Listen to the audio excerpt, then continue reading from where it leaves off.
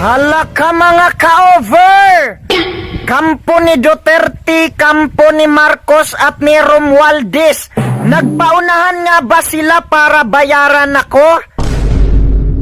Hops, nagtatanong lang ako ha, baka i-contempt nyo ako.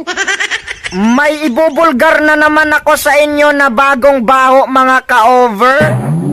Manimaho na pud ni sila mga ka-over. Anak sa iring naway lubot kung si Bato pa ang magsasabi. Ano na ang nangyayari sa mundong ito? Anak ng baka. Kasi mga ka-over, may natanggap ako na message. Sabi nila i-vlog ko daw sila. Gaano katotoo ito? Malalaman natin yan mamaya kaya tapusin ang video.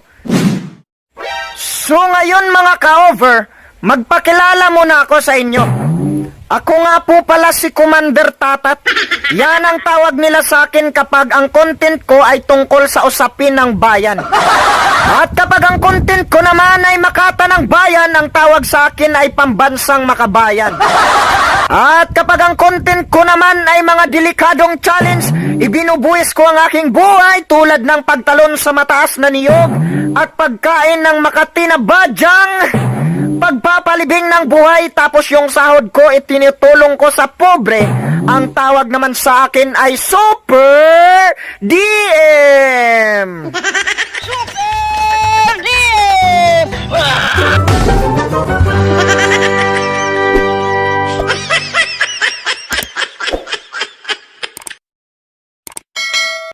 So ngayon, pag-uusapan na natin tong pinakamainit na issue at pinakamalaking katangahan na ginagawa nila mga ka-over. May nag-message kasi sa akin mga ka-over, fake page siya. Okay, malamang hindi naman talaga magpapakilala kapag mayroong gagawin na wrong move. O di ba? Sabi niya nung una, Super DM, ikaw ang napili namin dahil ikaw ang may kakayahan para suportahan ang administrasyong ito. Maraming Pilipino ang nagising sa mga matalinhagang salita mo para sa ating bayan. So ang naisip ko nung una, sabi ko, baka si President BBM na to. Baka pinapatawag na ng mahal na Pangulo ang Makata ng Bayan para i-unite ang mga Filipino. So sinasakyan-sakyan ko lang siya para malaman ko kung saan papunta ang message niya. Sinasabi niya sa akin, interested ka ba? Sabi ko, yes. Pero anak sa ring naway lubot mga ka-over, yung sumunod na chat niya, sabi niya, pwede ka ba gumawa ng video para kay Speaker Martin Romualdez? Anak sa ring naway lubot mga ka-over, naisip ko sa sarili ko, paano ko ipagtanggol yan si Speaker? Hindi ko naman nakikita ang kanyang ginagawang mabuti. Kung si Duterte pa ang magsasabi, wala naman niyang ginawang mabuti. Anak sa ring naway lubot mga ka-over, kung si Speaker titindig para sa Kongreso, ako titindig ang balahibo ko kapag nabasa ko ang chat nila mga ka-over.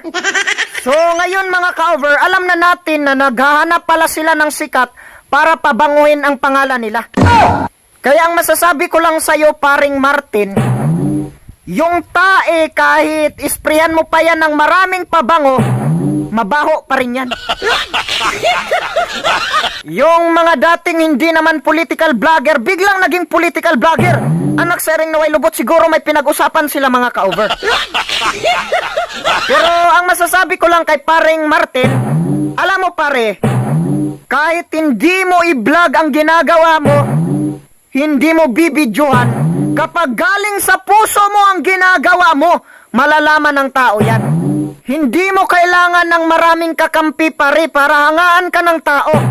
Ang ginawa mo kasi pare, kinuha mo lahat ng kakampi ni Duterte, tapos pinadaplisan mo si BP. Binabanatan mo siya pero hindi mo nga mabanatan ang iyong sarili.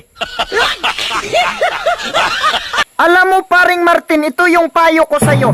Kahit wala kang sinisiraan, gumawa ka lang ng mabuti, mamahalin ka ng tao.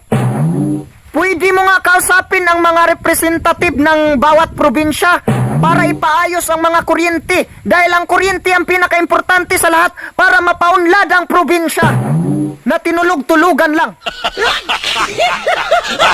At hindi ko natapos ang video dahil sa time na yun, umulan maghapon. Abangan ninyo ang mga susunod na nakakakilabot na mga eksena.